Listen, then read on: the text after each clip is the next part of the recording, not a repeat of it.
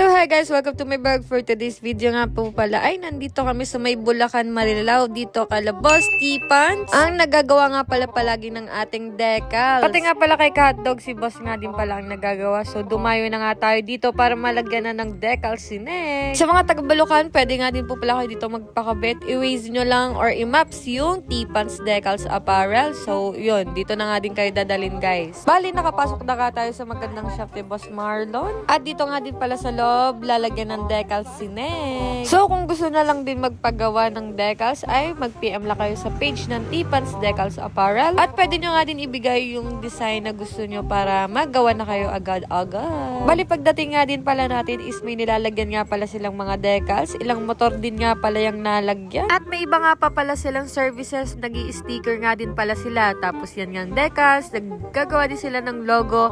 Pwede ka din magpa-tarpaulin, tapos meron din car and motor plate. At marami pang iba. So, magsasabi ka lang dyan kala Boss Marlon at pwede ka na nilang gawa ng gusto mo. And thank you so much nga din po pala sa iyong jersey, Boss T-Pants. Napakaganda. At makikita nyo nga may ilang computers nga dyan kasi ayan yung mga admins na magre-reply sa inyo. Konting pasensya lang kasi ang dami nilang nire-replyan tapos gagawin na nga yung mga decals na nire-request ninyo. So, yun nga guys, meron na nga din palang sample na nakaprint dito. Bali, pakikitaan ulit tayo ni Boss T-Pants ng pag-piprint sa ating deck. So, ine-edit na nga agad ni Boss T-Pants yung kay Hotdog. Syempre, yan nga din gagawan. Ay, ano pa nga? Ay, napakabilis ng gawan ni Boss yan. And, iba na pala yung quality nito, guys, kasi napakaganda na nitong UV print natin, itong decals natin. Tapos, naka-emboss ink na. Pag hinawakan mo siya is may kapal na talaga siya. Kumbaga sa damit ay naka-embroid na siya. Yun na nga, at nagawan nga din tayo ni Boss T-Pants ng pang sasakyan natin. Thank you so much nga po pala. And, mag-uumpisa na nga pala ng printing dito, makikita natin kung paano nagagawa ang ating decals ngayon. And nag-i-start na nga pala yan. Sa una nga pala is parang puti muna siya. Tapos lumalabas na yung kulay niya every daan ng makina. So ganyan pala yung UV printing niya. Tapos yun nga itong UV is tinutuyo agad yung ink niya. So sa personal, makikita nyo talaga yung pinagkaiba ng inyong dating decals sa ngayon. Kasi medyo iba na yung texture niya pag nahawakan nyo na siya lalo. So this is it, Pansit. Ikakabitan na nga si Neg ng kanyang bagong decal. Eh, syempre, punas muna. Ay, gabok din yan si Neg. At isang buwan nga din pala yung nakatenga. At ito na nga, kinakabitan na nga si Neg. So, may pagka-transparent nga pala yan, guys. Bagong design nga pala na ginawa to ni Boss T-Pants. So, kung gusto nyo din ng ganyang design is i-PM nyo lang kay Boss T-Pants tapos isan nyo lang yung design. Or, pwede din kayo mag-check sa page ni Boss T-Pants para maghanap ng mga design doon. So, ito nga pala yung pinakamahirap na part.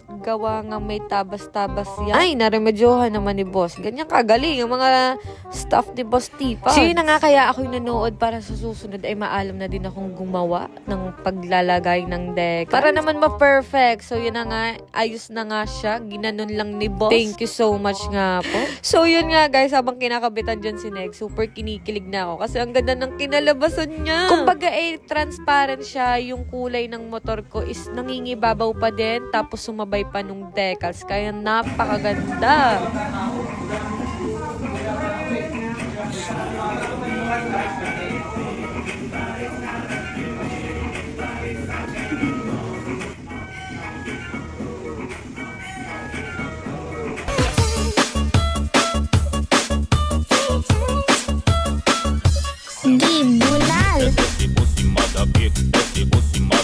O, di ka bongga. At nakapagsayaw pa si Boss Marlon kasama natin.